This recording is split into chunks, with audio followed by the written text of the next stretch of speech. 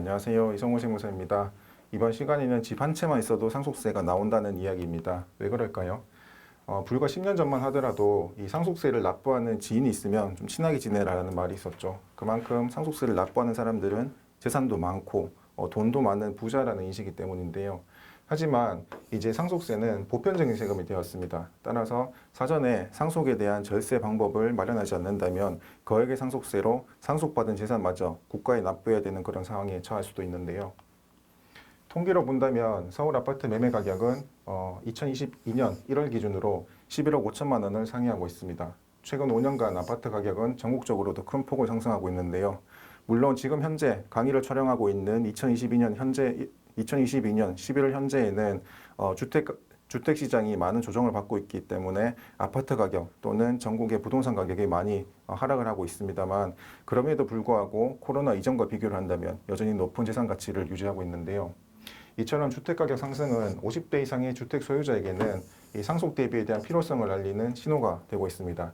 이 상속세는 배우자가 있다면 10억 원까지, 그리고 배우자가 없다면 5억 원까지 특별한 경우를 제외하고는 상속세가 발생하지 않는데요.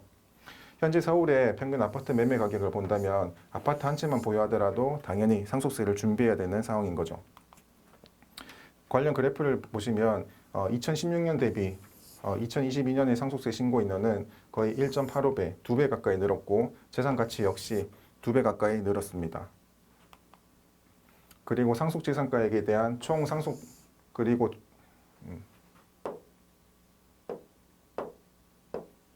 그리고 총 상속재산가액과 피상속인의 수 역시 매 해를 거듭할수록 재산 가치는 점점 높아지고 있는데요.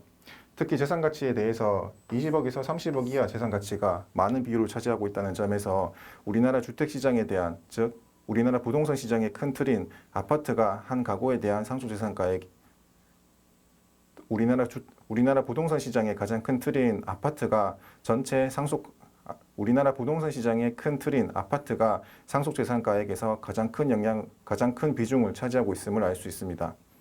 이상 이성호 세무사였습니다.